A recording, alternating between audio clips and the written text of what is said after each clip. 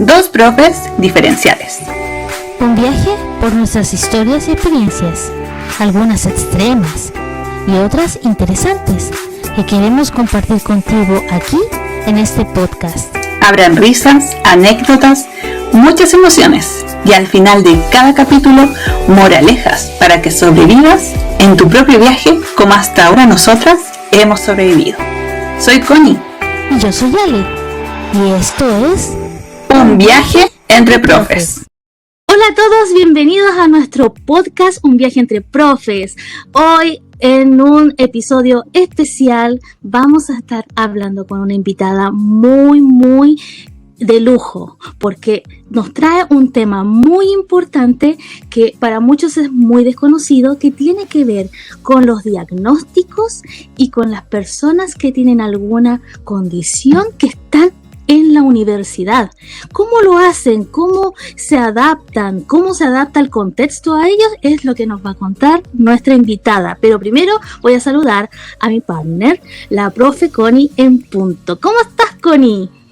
Hola, Lecita, estoy súper bien, contenta. Creo que ya era momento de un nuevo episodio y feliz de este nuevo tema, sobre todo con Sandra O'Malley, que siempre aquí la tenemos muy pendiente y pensando en este nuevo tema, que la verdad es que yo estoy súper intrigada porque es un tema que muchas veces no es tan conocido. Generalmente, por lo menos en Instagram, siempre los profes estamos hablando desde la escuela regular, o una escuela especial o una escuela de lenguaje, pero en sí, desde el área de la universidad me parece algo tan interesante que creo que es súper importante saber. Así que primero queremos, por supuesto, darle la bienvenida a la Meli, porque Ana autorizó. Así que nos gustaría que se presentara para las personas que no la conocen, aunque yo creo que muchos la deben conocer por su Instagram. Así que bienvenida, Meli. Chicas, muchas gracias. Les saludo a todos quienes nos están escuchando hoy día. Mi nombre es Sandra Garay, pero obviamente las chiquillas tienen la autorización para decirme Meli, que es como dicen mis seres cercanos, mi familia, porque mi mamá se llama Sandra, entonces como ambas trabajamos en educación, yo no respondía mucho al nombre Sandra, la verdad, entonces Meli es con el nombre que me siento más cercana. Tengo dos carreras, soy investigadora criminalística y soy profe diferencial. Egresé hace poco de profe diferencial, pero también trabajé muchos años, creo que ya son 16 años, si es que no un poco más, como técnico diferencial en los programas de integración escolar, cuando se llamaba grupo diferencial y todavía no estaba el PIE. Así que nada, pues ha sido un transcurso de mi carrera, desde lo técnico, desde el PIE, hasta llegar ahora a la U y del tema que vamos a hablar hoy día. Espectacular. Para nosotros es una gran alegría tenerte aquí con nosotros porque te seguimos tu carrera. Nos encanta cómo compartes mucha información valiosa todo el tiempo para que vamos ya adaptándonos como sociedad a distintos tipos de situaciones en donde vemos que todavía falta mucho para poder vivir en una convivencia que sea agradable para todos, en donde hay mucho desconocimiento, sobre todo del autismo, que es lo que tú más compartes, porque también compartes el diagnóstico. Y feliz de tenerte aquí porque también te vimos muy entusiasmada con los episodios, así que nosotros decíamos, tenemos que invitar a una fan, a alguien que nos aporte alegría y entusiasmo de la misma área y también que podamos hablar el mismo idioma, así que feliz de tenerte aquí, Meli. Oye, la verdad es que sí, yo en la universidad, nosotros trabajamos hasta enero, todo enero, y es la época donde son las matrículas, es como los momentos más álgidos de la universidad, porque también los chicos, hay diferentes vías de admisión, que ahí seguramente las vamos a ir ahondando más adelante, pero también está la vía de admisión especial para los estudiantes que presentan una discapacidad. y dentro de mi equipo de trabajo nosotros ayudamos a ese proceso de selección. Entonces también es un tema objetivo, pero muy emocional desde diferentes perspectivas que uno tiene que tomar esta decisión. Si este chico, chica, tiene la posibilidad de entrar a la universidad o no. Y eso es súper complejo, entonces necesitaba el apañe mental de estar escuchando a otras colegas de cosas distendidas o cosas que tenían que ver con mi pega, de lo que mucho, como dice la Connie, pasa en pie, pero yo estoy alejada de eso. Lo viví por muchos años, entonces igual conecto y digo, ¡ay, sí, verdad! Esto también me pasaba a mí, ¡ah, sí! Y qué rico que se dé esta instancia para que también las profes diferenciales y las familias y todos que nos escuchan puedan conocer también lo que ocurre en la U o cómo es el proceso en la U. Y yo la estuve escuchando a ustedes y le agradezco porque fueron una compañía especial todas las mañanas para levantarme en enero cuando mis colegas estaban de vacaciones y yo necesitaba ahí un empuje, una compañía de mis otras colegas. Así que muchas gracias. Gracias a ti por escucharnos. Nos encantó que nos ibas como retroalimentando. Y siempre porque a nosotros igual nos gusta saber como, temas técnicos, así como se escucha bien. Y creo que es súper importante como eso, como que nos vayan diciendo qué cosas o los temas. Ahora, encuentro que este tema que estamos abordando es muy importante y claro que es necesario igual saber. Muchas veces la familia o los mismos estudiantes no saben quizás cómo expresar el tema de su condición.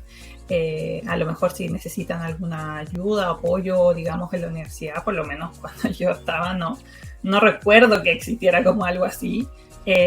Después cuando me di cuenta de conocidos, me di cuenta que existían como estos programas, pero que en el fondo yo creo que es muy nuevo, entonces creo que es importante como que nos puedas contar sobre eso. Sí, bueno. Yo soy oriunda de Concepción y actualmente estoy viviendo en la ciudad de Temuco.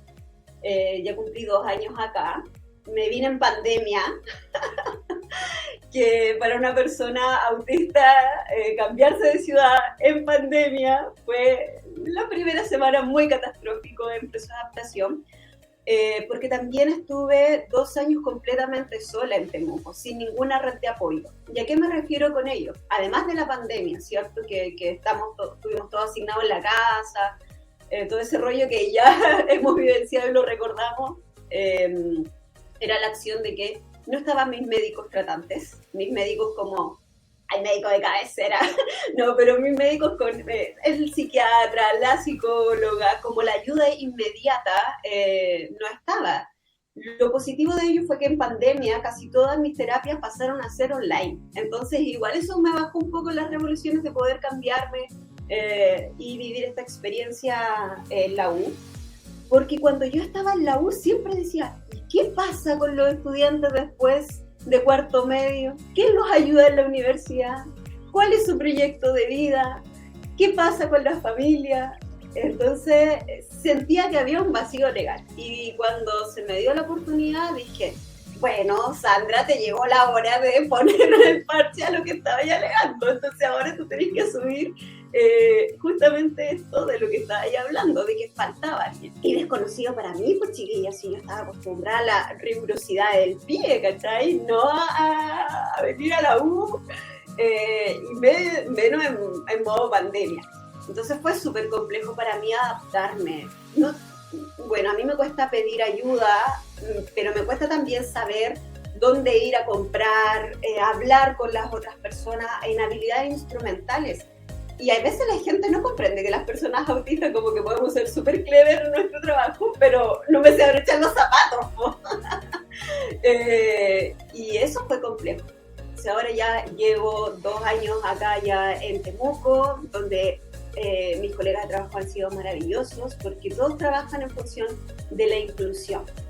Yo trabajo en la Dirección General de Inclusión Académica. Entonces, todos hablamos el mismo idioma, nos tratamos de la misma manera. De hecho, cuando yo me presenté de forma presencial, dije, mi nombre es Sandra Garay, soy autista, mi pronombre es ella, en un contexto universitario donde es muy academicista, entonces todos muy impactados también, porque la gente no está acostumbrada a que te lo digan de frente, ¿cierto? Que te digan, oye, ¿sabes qué? Aquí yo soy autista. No, eso es como que está escondido, medio resguardado, porque te pueden juzgar, te pueden decir alguna cosa. Y yo no, yo siempre fui directa, como suelo ser, como ir de frente y decirlo, aprendiendo sobre la marcha, porque hay cosas importantes que saber en este camino de hablar de los diagnósticos que están en el PIE y que llegan a la universidad. El primero de ellos es que en PIE tenemos un decreto súper bien marcado, que es el 170. Te dice cuáles diagnósticos sí, cuáles diagnósticos no, de qué manera, la cantidad de horas. En la universidad no hay nada. Es vacío, ahí tú ves cómo responde, pero principalmente porque nace de la Convención Internacional de las Personas con Discapacidad. Y de esa convención nace la Ley 20.422, el año 2010. O sea, igualito, ¿cierto? Muy cercano al PIE. Pero hablamos de las personas con discapacidad. No estamos hablando de estudiantes que no presentan discapacidad. Entonces, ¿qué pasa con los estudiantes que tienen diagnóstico transitorio que estaban en el PIE? Llegan a la U y no hay ningún resguardo legal. Entonces, la ley 20.422 sí nos permite decir, ok, en base a esta ley yo puedo responder algo, puedo crear un proyecto, puedo decir, hay que responder a estos estudiantes porque la ley lo dice. Pero ¿qué pasa con todos los otros que no están ahí?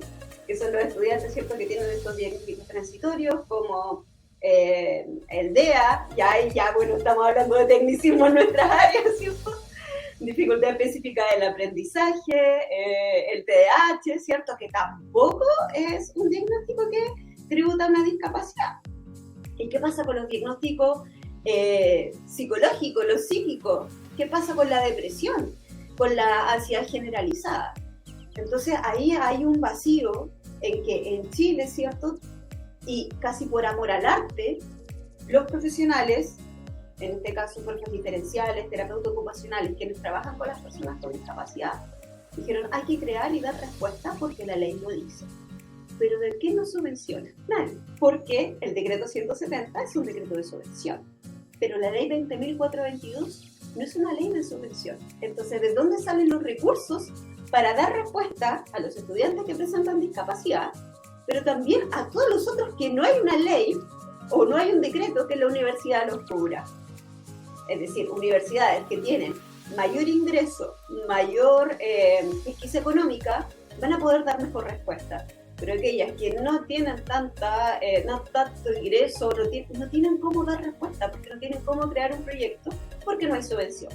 Wow, es verdad, ¿no? Como que en realidad, como que uno tiene conocimiento de esos decretos o de esa ley, pero como no es, como uno no está en ese contexto, como que no le llama tanto la atención. Pero ahora que tú lo dices, como que lo analizo y digo, claro, efectivamente, no hay subvención. Entonces, y claramente, para poder entregar apoyo necesitamos recursos, ya sean humanos o materiales en sí.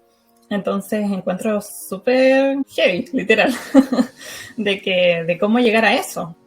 Sí, me llama mucho la atención y encuentro que claro, que debiese existir, porque a mí me pasaba mucho de que yo decía, ya, en PIE entregamos todo lo posible, digamos, que yo trabajé igual en básica, y en media uno también entrega como eso, pero claro, yo decía, después de cuarto medio, ¿a qué viene? O sea, uno va a la vida, ¿o qué?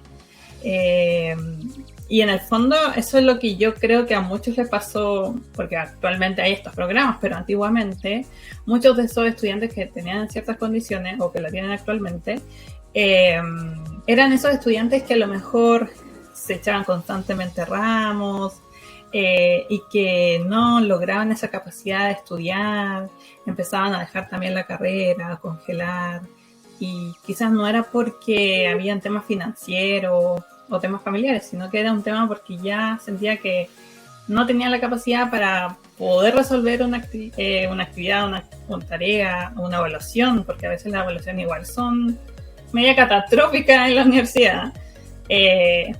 cómo se hace ese tema de la adaptación también. Entonces era como, yo por lo menos cuando estudiaba tenía ciertas compañeras, por ejemplo, tenía una compañera que tenía discapacidad, entonces, claro, uno se fija solamente, o donde yo estudié se fijaba como el tema de la infraestructura, o sea, que las salas fueran en el primer piso, etcétera, pero yo decía, ¿qué más?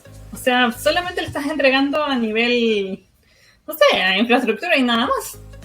Entonces no hay nada más que eso. No sé cómo está actualmente en relación a eso. Sabemos que, como lo que tú nos contabas, que las leyes están así, que ojalá hubiera algo que pudiera beneficiar a todos, pero desde ese punto de vista, ¿cómo lo ves tú que estás inserta ahí en la universidad? Sí, bueno, primero decir de que ante ello, no todas las casas de estudio cuentan con proyectos o programas. ¿Por qué? Porque es un recurso que deben sacar de algún lugar. Entonces, si hay 1 o 2, ya 5 estudiantes con discapacidad, no es avalible para poder sobrellevarlo. Entonces, esos estudiantes quedan solos. Desde ahí, el año pasado, el Ministerio de Educación trabajamos en conjunto en crear una guía para el ingreso a la universidad y saber qué universidades cuentan con estos programas a través de todo Chile. ¿Ya? Eso es lo primero, que esta guía existe, el fondo es negro, es lo que más recuerdo, que el fondo es negro y lo demás todo fosforescente, pero si ustedes la buscan en Google y colocan guía para ingreso a la Universidad de Personas con Discapacidad, la van a encontrar inmediatamente en base a esas características de colores que yo les estoy diciendo, y ahí van a salir todo el listado. Entonces tú te vas a dar cuenta cuáles sí y cuáles no. Acá en Temuco y como en todo Chile está la RESI. La RESI es la Red de Educación Superior Inclusiva. Entonces, las universidades, las casas técnicas que están en la RESI, significa que hay un programa o hay una forma de dar respuesta, pero no así como el decreto 170, porque todos damos respuesta de manera diferente, acorde a la estructura de la universidad, acorde a la visión, la misión, acorde a qué quiere, ¿cierto?, ese perfil de egreso. Entonces todos damos de forma diferente respuesta. No todos los programas son iguales, ¿sí? No todos los programas tienen 3 profes diferenciales, hay algunos que solamente tienen arquitectos o que tienen nutricionistas y que tú dices, pero ¿cómo esto se incluye? ¿Sí? Y todos se ajustan realmente solo a la respuesta de adaptaciones y no a otro tipo de acompañamientos interdisciplinarios. En el caso de la universidad que yo trabajo sí hay acompañamiento interdisciplinario, es muy bueno. Y también tenemos los ajustes razonables, que ahí es donde quería llegar con lo que decía la Connie. Y la gente siempre me pregunta, ¿qué es eso? Y yo saco la ley así, muy autista, saco la ley, es fácil el número tanto. Pero en realidad hay una diferencia grande entre en la educación, que tiene que ver con el PIE y con cómo nosotros lo sobrellevamos en la universidad. Uno, que la universidad no es obligatoria. O sea, no es que tu proyecto de vida vaya a ser ir a la universidad. Y está bien, está súper bien. Si yo quiero ser cantante, si quiero ser actriz, si quiero trabajar en otra cosa, ser emprendedora, influencer, perfecto, ¿sí? Porque la universidad es uno de los caminos, ¿ya? Entonces, como no es obligatoria, también ahí cabe un poco con el tema de la subvención. Lo segundo es que la universidad es estudios superiores. Quiere decir que tus competencias cognitivas tienen que ser superiores.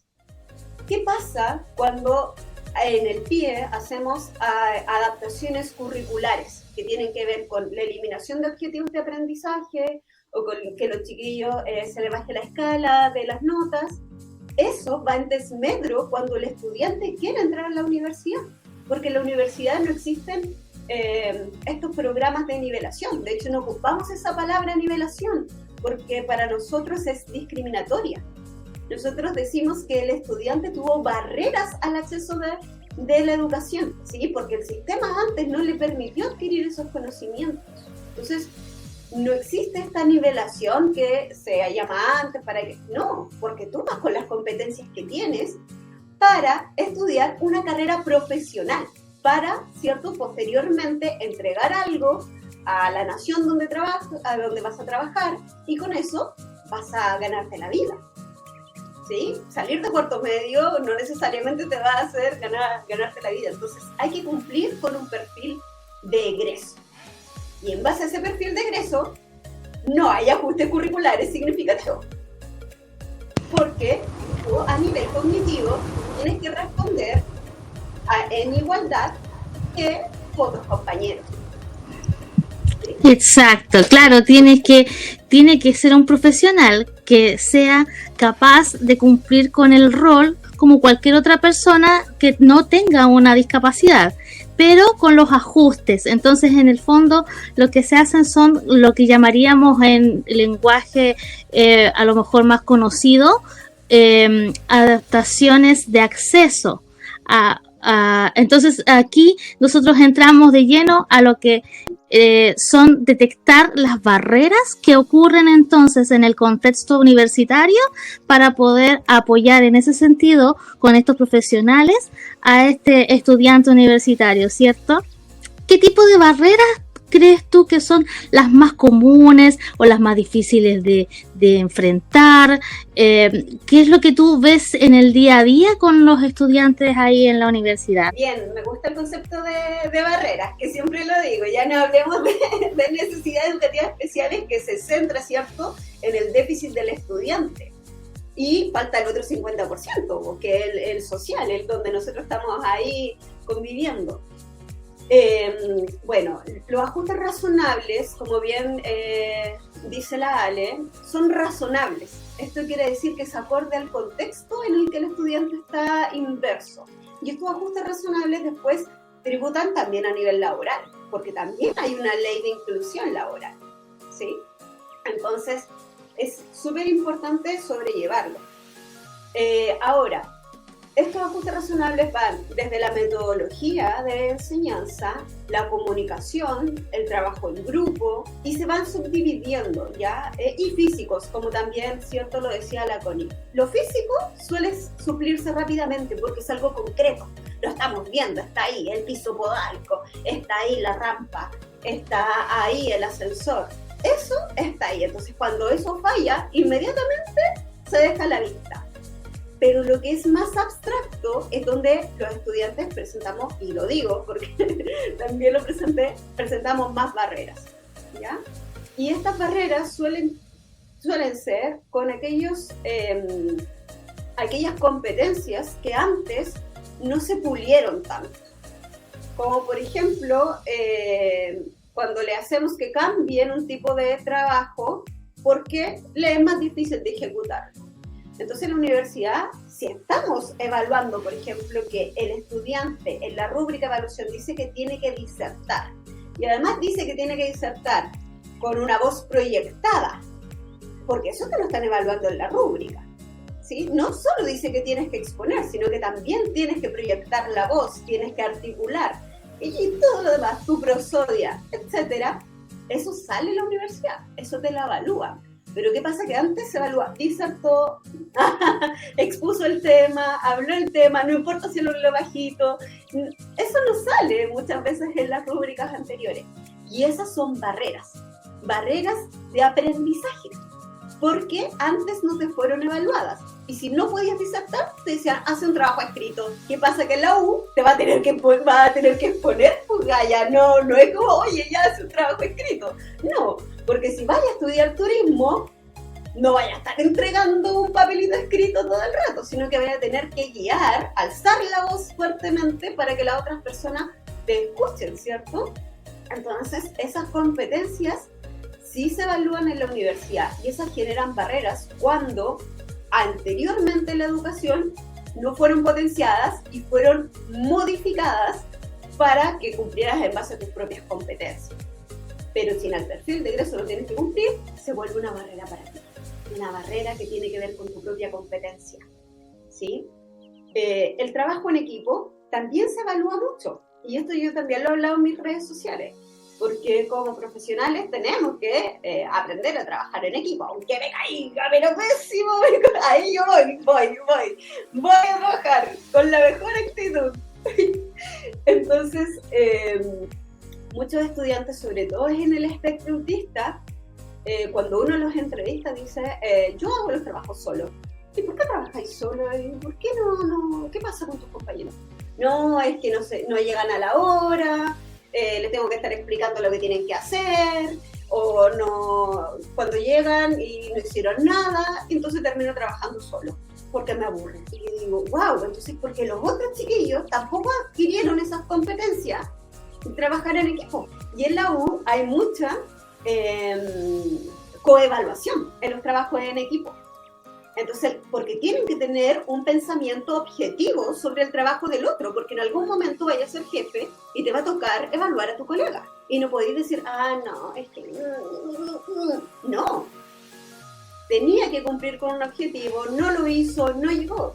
Y es ahí, ¿cierto?, donde las tesis, mis estudiantes que siempre están en el último año, empieza el sufrimiento, la amistad que ya teníamos durante estos 4 o 5 años en la U empieza a declinar, como que ya no somos tan amigos antes. ¿Por qué? Porque hacer las tesis es complejo, ¿no? ¿Se acuerdan ustedes de sus tesis? A las chiquillas están haciendo caraca. Horrible, muchas peleas, debo decir. Yo hice la tesis con mi marido, así que parece que no me fue tan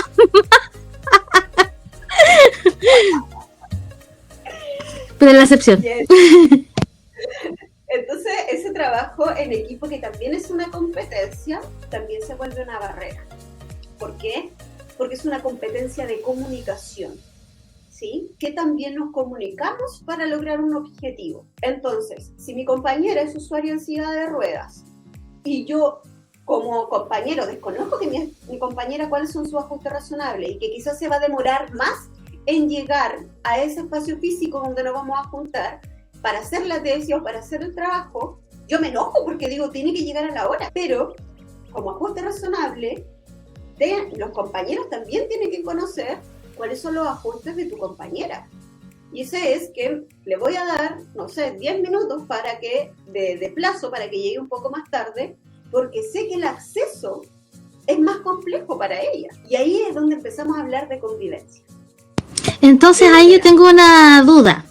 Entonces eso significa que en la práctica los ajustes razonables y el trabajo de eliminar barreras no se hace solamente entre profesionales y el estudiante que tiene una condición, sino que se hace con todo el grupo en el fondo, ¿sí? En la práctica, ¿cómo lo hacen? ¿Hacen talleres, hacen actividades, hacen intervenciones de algún tipo? ¿Cómo es en la práctica, así como en el día a día? Bueno, primero tenemos que decir que los chiquillos son mayores de edad.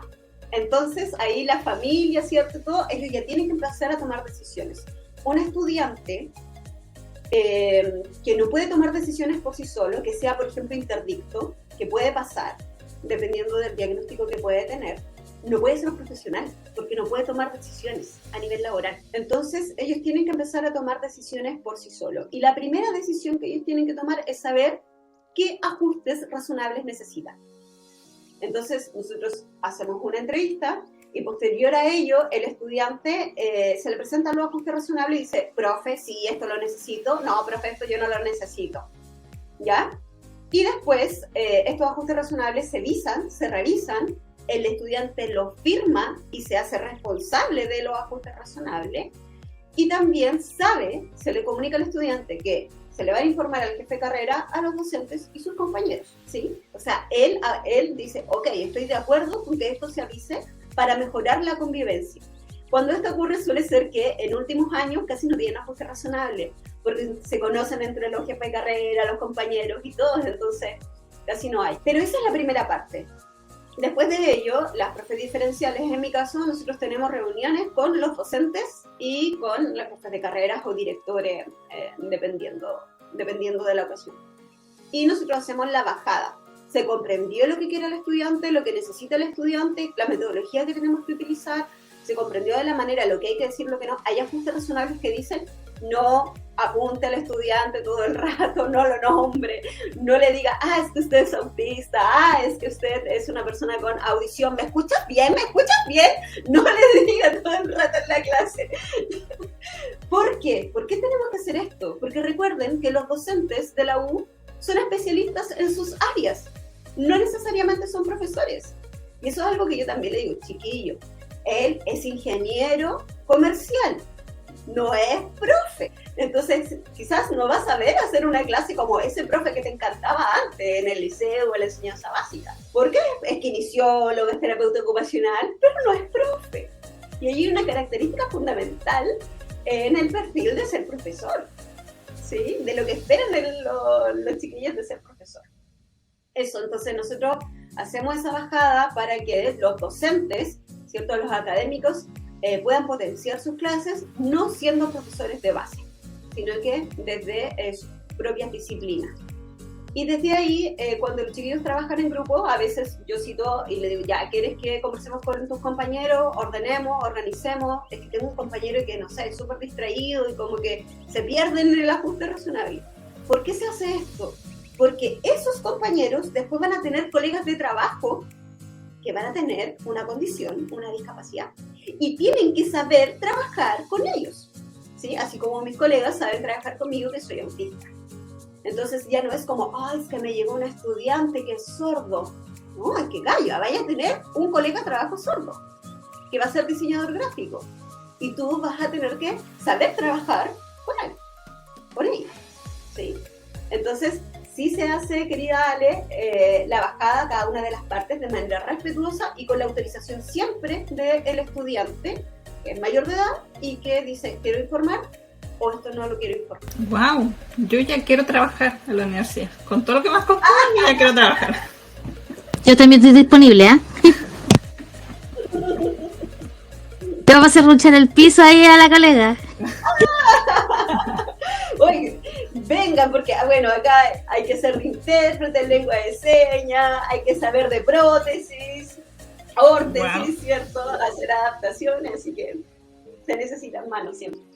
La verdad es que me ha encantado todo lo que has dicho porque siento que estoy aprendiendo algo nuevo, porque es un mundo como tan desconocido y no tan visibilizado. Yo sé que tú siempre en tus redes lo estás manifestando, entregando información, pero no conozco otra, digamos, cuenta que en el fondo relate como esto. Siento que es súper importante y me llama mucho la atención porque en este caso ya no tienes que tratar con la familia, sino con el propio estudiante.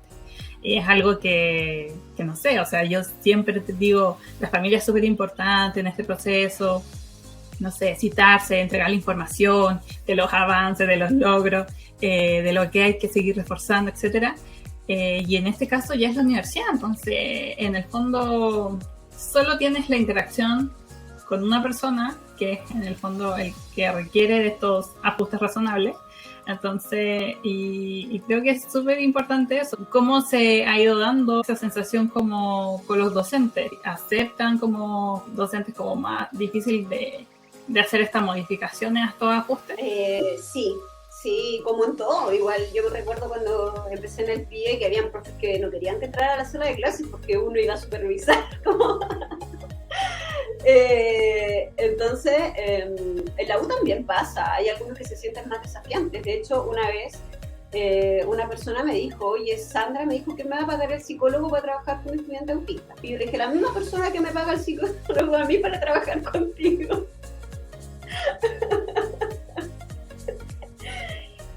Pero si nos ponemos a pensar, es que las instituciones no se hacen cargo del bienestar psicológico de los profesionales. Tanto en los colegios, todo, sí, existen resguardos como a nivel de bienestar y todo eso, pero tú tienes que hacerte cargo de si estás pasando un proceso psicológico complejo, porque tenés un estudiante complejo con el que tienes que sobrellevar, te haces cargo tú misma. Tú mismo te haces cargo y dices, ya, ok, tengo que ir porque esto me está sobrepasando, porque lo llevo para la casa, porque lo estoy pensando cuando me duermo, porque me levanto, me estoy duchando y pensando en esta situación.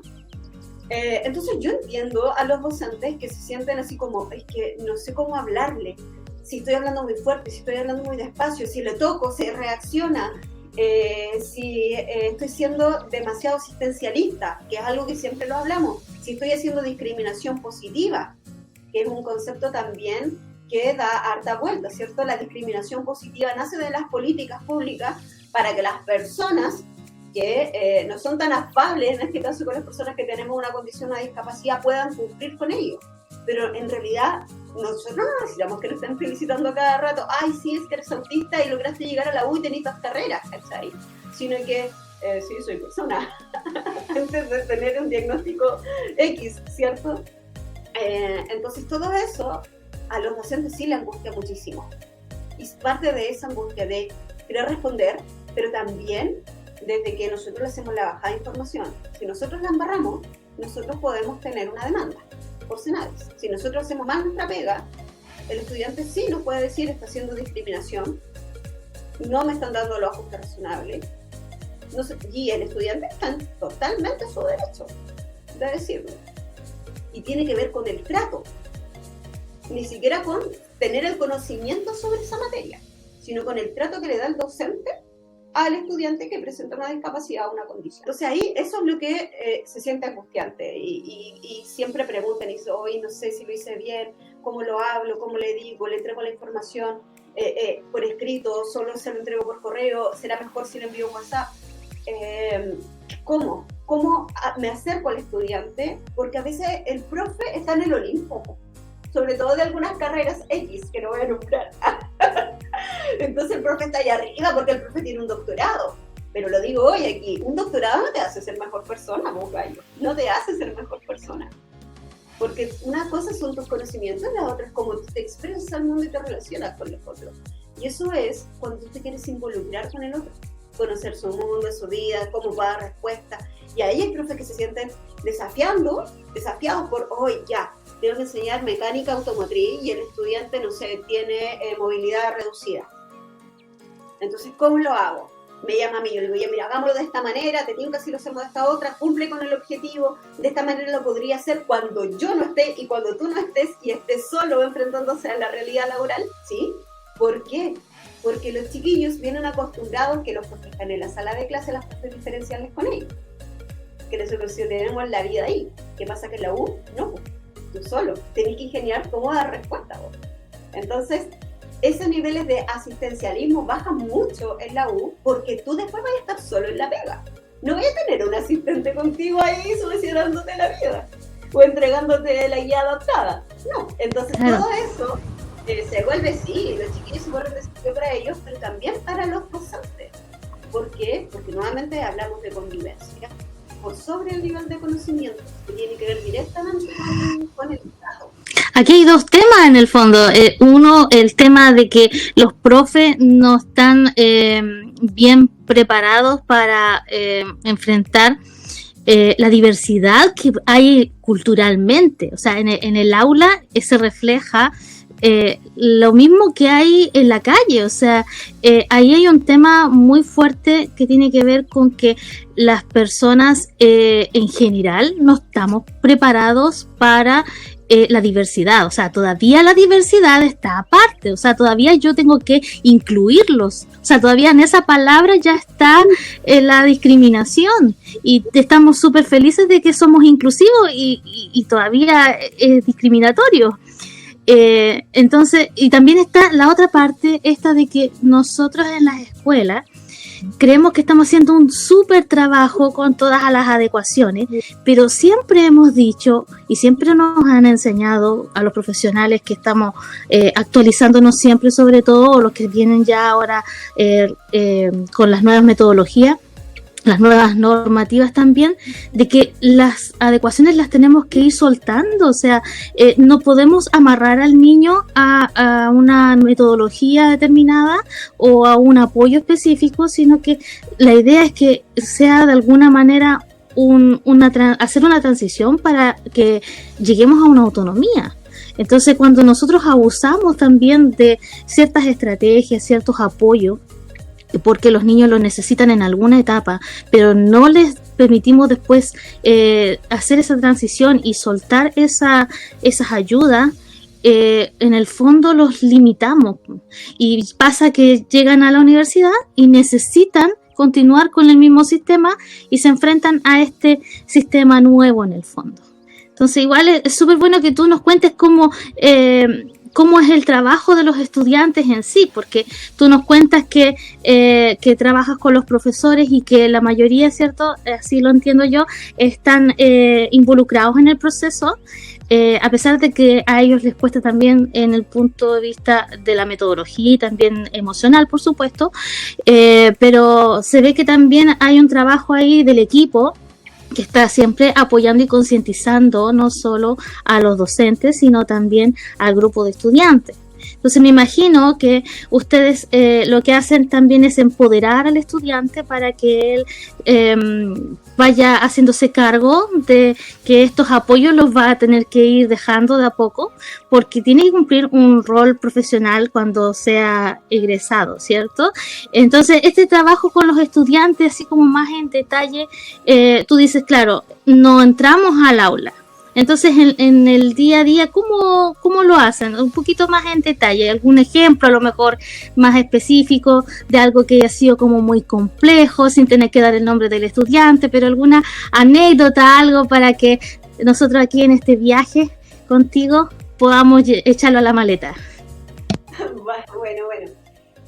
Sí, los mechones, hoy el primer año que te lo encargo.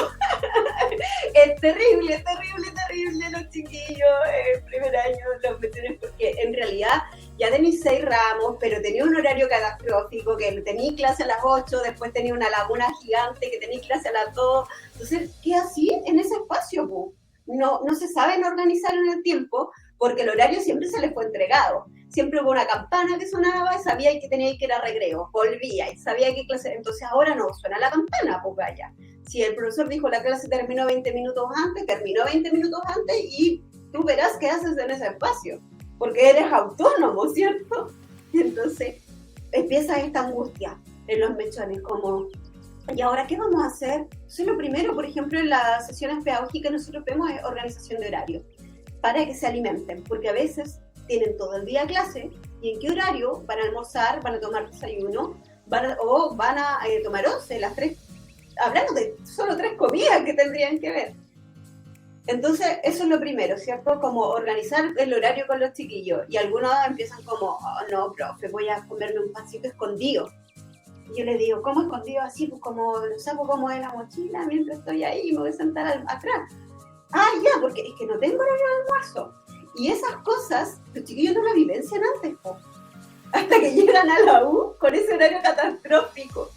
Y después empiezan ya a decir, ok, me tengo que organizar, pero también me tengo que respetar a mí mismo. O sea, si yo dije que iba a estudiar en este horario, tengo que hacerlo, po. No me puedo ir a fumar un pucho con mis compañeros allá, o irme a tomar una chela entre clases más tarde, desde las 6 la clase la tengo a las 8, porque tengo que estudiar.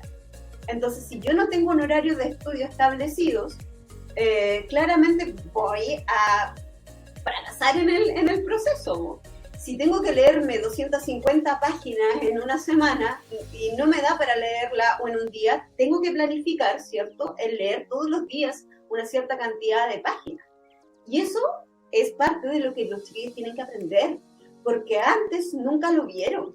No sabían organizarse en su alimentación, no sabían organizarse en periodos de... Tú te despiertas, solo te despierta tu mamá, me despierta mi mami.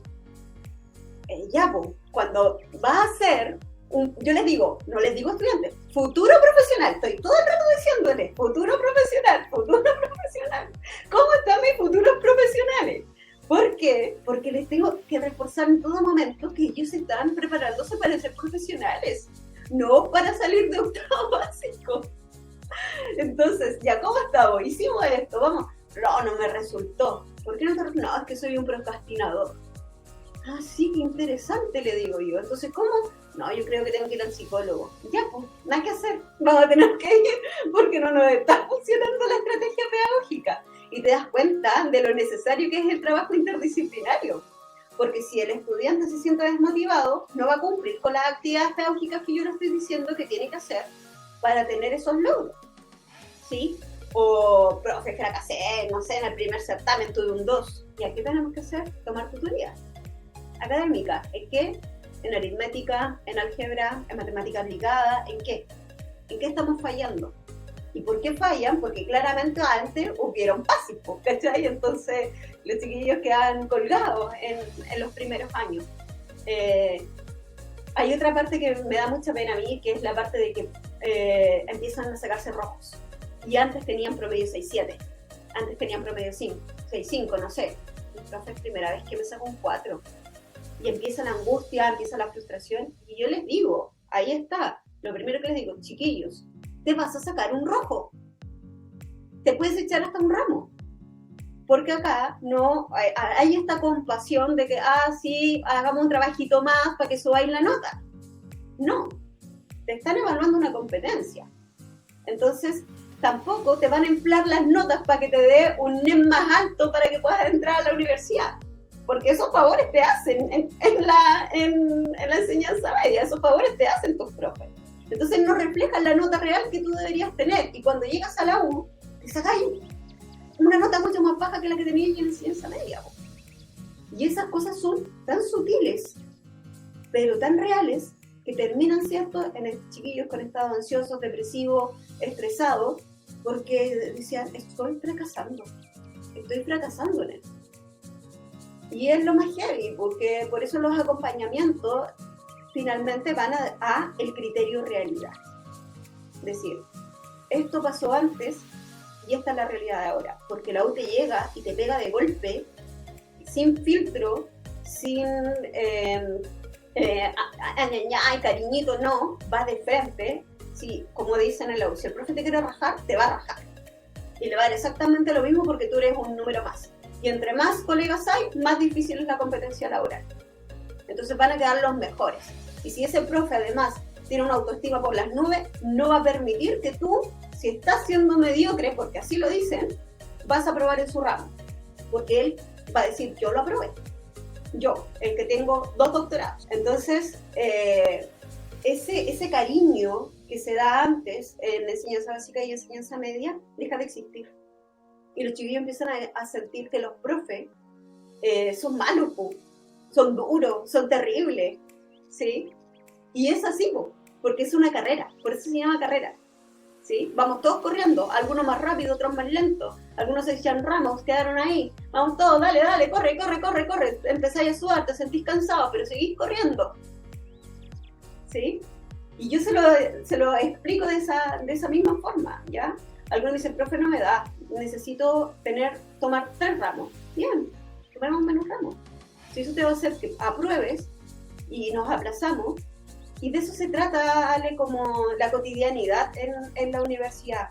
Es muy emocional, tiene que ver también casi con un estado de sobrevivencia. Hay muchos estudios sobre ello, es un estado de sobrevivencia.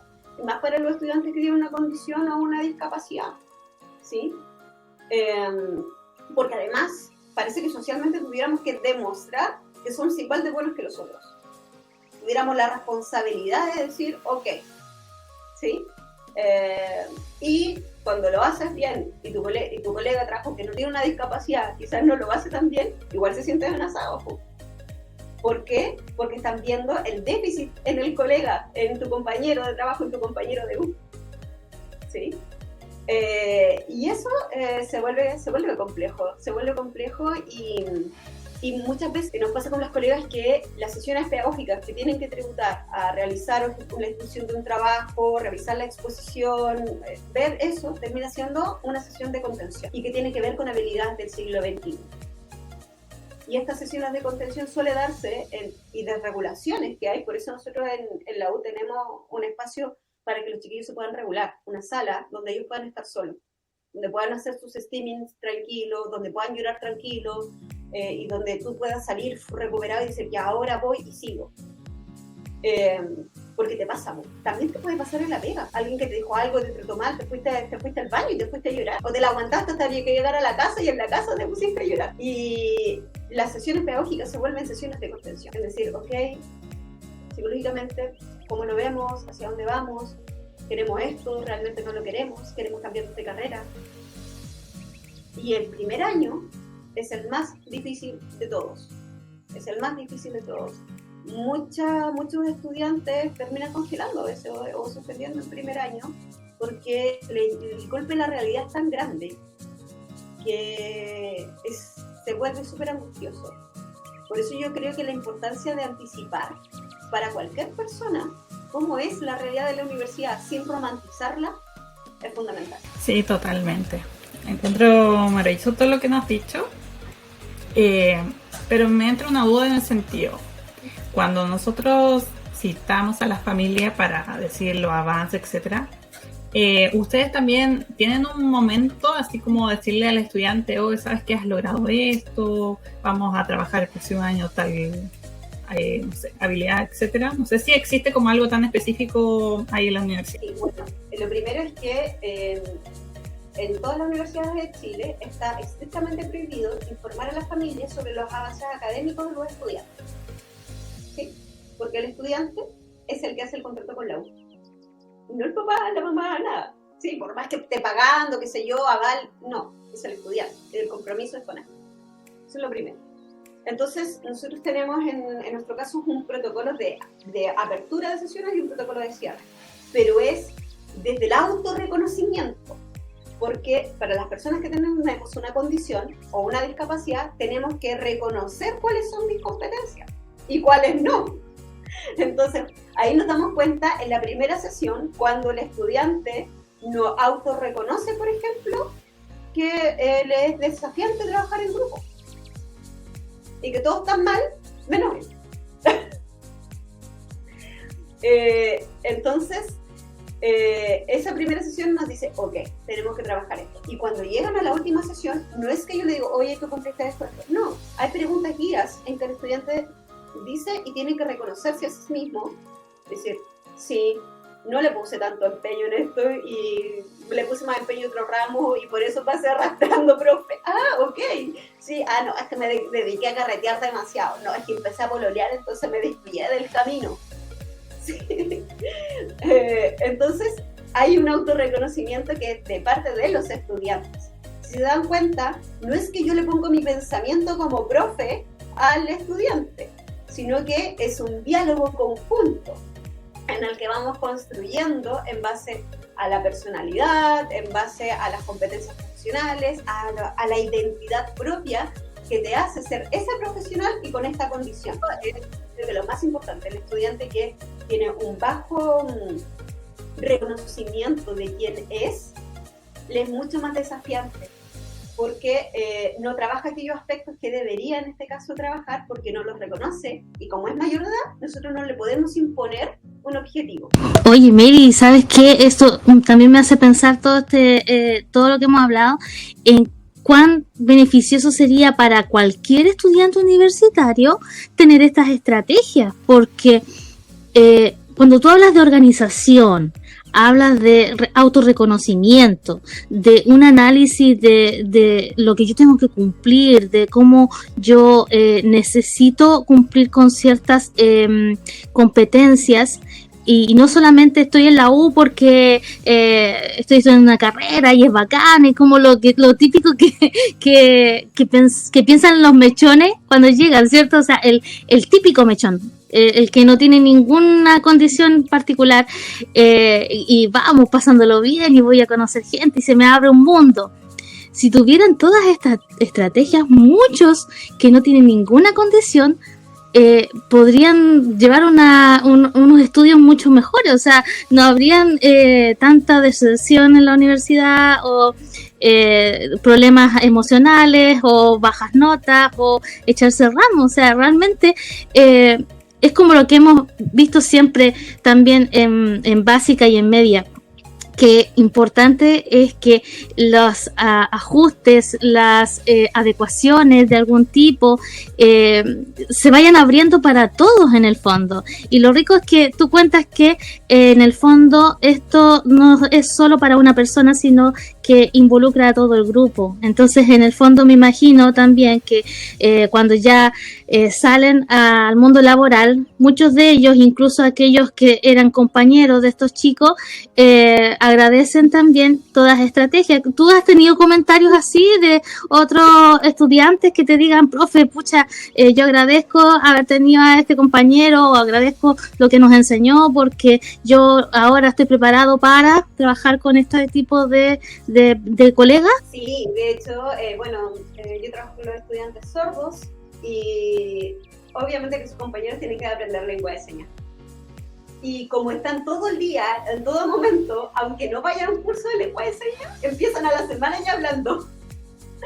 ¿Por qué? Porque están insertos, ¿sí? Entonces, no les es necesario hacer una capacitación o algo porque conviven con sus compañeros que son sordos. Y se dan cuenta que los compañeros sordos tienen una panorámica 360 calle que uno no suele tener. Entonces, aprenden otras estrategias también que son ahí medias pillinas, que las tengo que estar regulando un poco con el tema de la lengua de señas. Pero claro que sí, y yo les veo cuando hablan fluido y me siento así como, oye, qué bacán que se dé esto, que no necesariamente lo tenéis que hacer para ir a aprender a un curso, sino porque estáis conviviendo con la otra persona y te lo das de manera innata nomás. Una vez había uno de mis estudiantes que es usuario de silla de ruedas y estaba lloviendo, pero... Y la mayoría, en la universidad hiciste como un camino largo, ¿no? Porque estáis todo el rato ahí sin cubierto de nada. Entonces yo dije, yo lo veía así, ¿qué hago? Se va a mojar entero.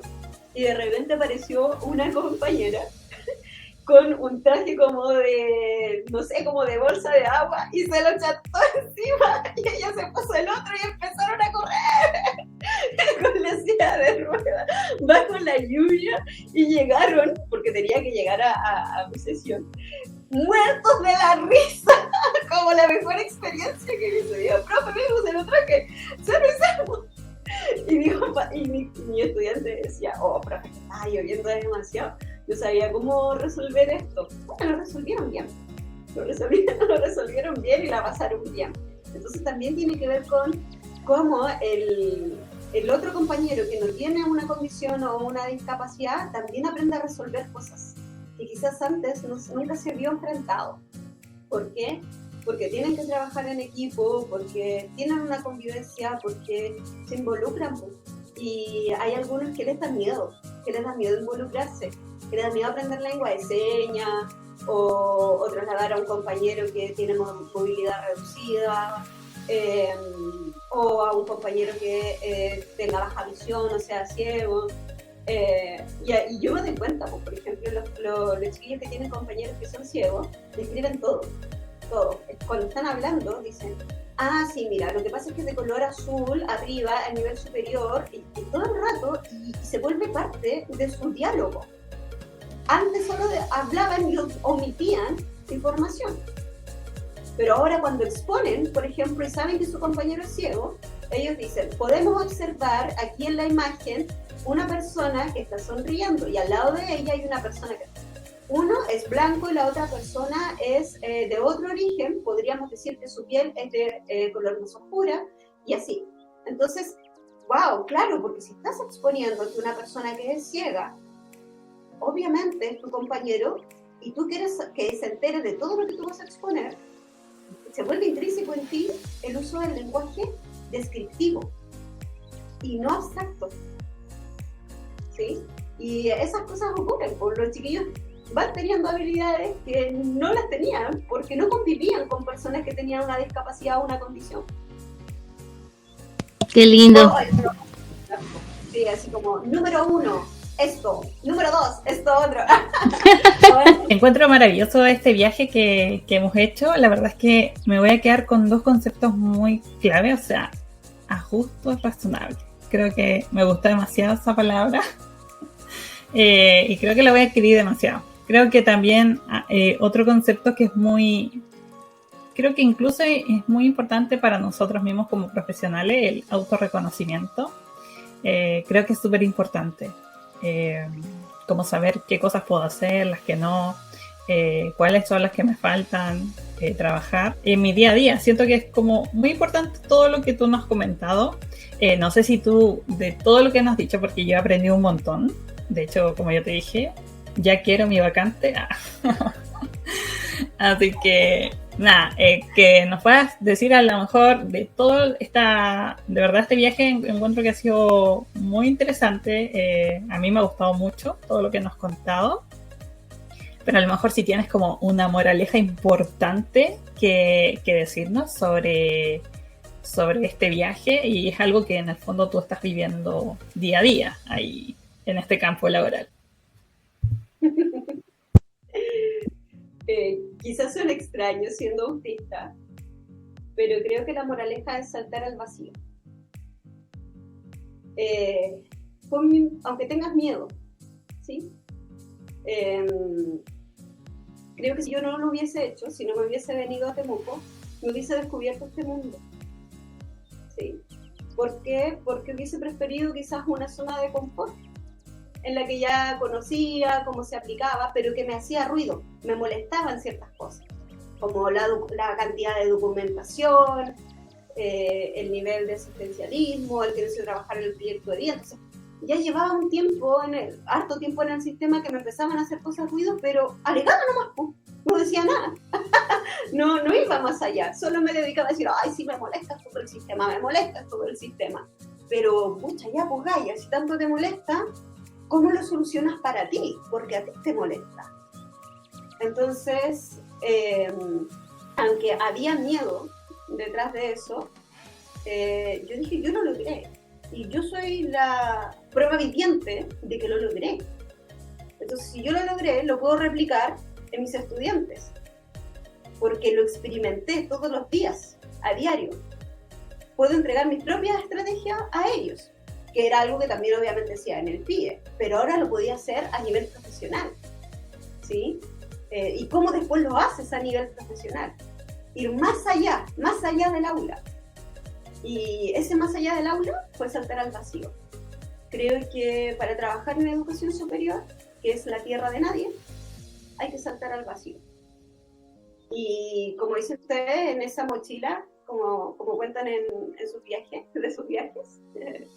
en esta mochila creo que hay que ser como Mary Poppins. Hay que tener esta mochila en educación superior que te permita ser creativa, ir más allá. Yo he aprendido de traducción, geología, abogacía, más allá, porque no es solamente tú dices, oye, antes me preocupaba química, ahora estoy viendo cosas que tienen que ver con química y farmacia. Jamás pensé que tenía que aprender sobre esos temas, porque antes me complicaba que tenía que enseñar a un estudiante física. Ahora me preocupo de que ese estudiante tiene que saber debatir, hacer una ponencia, saberse las leyes detrás de eso, ¿sí? Mi nivel de conocimiento va más allá. Como usted decía, yo salí de vacaciones y en esas vacaciones llevaba en mi mochila cosas de la UPU, de mis estudiantes de geología. Decía, esta es una roca volcánica de tantos años. ¿Cómo sabes eso? No, pero no, son de geología. Entonces soy como esta mochila de Mary Poppins con la que saltas al vacío y que dices, no importa. Si veo que voy a estar cayendo en terreno pedregoso, voy a sacar, no sé, un globo aerostático y me voy a poner a volar, porque todo lo que está en mi mente lo puedo crear, lo puedo modificar. Y eso significa que como profe tenés que creer en ti, en que puedes hacerlo. Aunque sientas que vas cayendo al vacío y no paras nunca. Pero si tienes una buena mochila, donde también en esa mochila de Mary Poppins van personas que te acompañan en el viaje,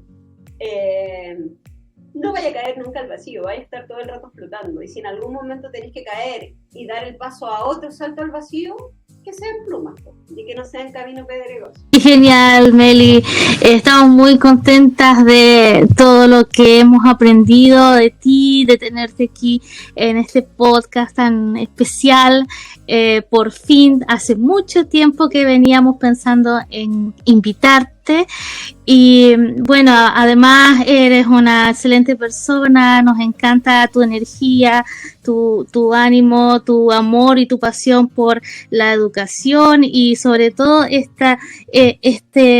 romper límites en el fondo que nos hace sentir a nosotras que todavía podemos mucho más y que a lo mejor estamos en nuestra zona cómoda y alguien que esté escuchando a lo mejor este podcast diga yo este año o el próximo año o ahora el próximo mes ya voy a saltar al vacío nomás, voy a llenarme de todas mis herramientas y voy a ponerme la mochila y voy a saltar. Y me imagino que también esto trae una gran satisfacción para ti, todo lo que has logrado, porque tú siempre cuentas que con mucho esfuerzo has logrado muchas cosas, que también en el fondo esto a nosotros nos refleja tu gran capacidad también de adaptación y de aprendizaje, porque sabemos que tú tienes grandes habilidades y un potencial enorme, pero cada vez nos sorprendes más, Meli. O sea, cada vez que yo te escucho algo nuevo que me sorprende. Y creo que con Connie estamos muy agradecidas de haberte tenido aquí en nuestro podcast, que es muy humilde, pero que lo hacemos con mucho cariño. Así que muchas gracias por estar aquí. Gracias por aceptar nuestra invitación. Qué linda, Alex. Sí, mi camino ha sido súper largo en la pedagogía, es algo que yo negué. Porque soy hermana mayor, entonces no quería trabajar con otra gente. Y también porque soy autista. Yo creo que la pedagogía me vino a salvar, siempre lo he contado, siempre lo digo así, la pedagogía me eligió a mí, yo no elegí la carrera de pedagogía. A mí me gusta el cerebro, me gusta el estudio del cerebro, las neurociencias, siempre va por ese lado como mi investigación social, que también es porque de esa manera me adapto socialmente por ser autista. Y también yo vengo del barrio, vengo de la Pobla, siempre trabajé, siempre estudié, siempre creo en mis estudiantes que no tienen tantos recursos, que sí pueden salir de las condiciones en las que están, sí pueden llegar más lejos, sí se tienen que atrever a dejar un poco a veces el nido vacío en la casa y que los papás también tengan que pasar por esos procesos de que yo los cuento, que son procesos de duelo que la familia vive. Pues mi mamá hasta el día de hoy, mi abuela también, pero después que les demuestro de que haber dejado el nido era lo mejor, dicen ok, hicimos la pega bien.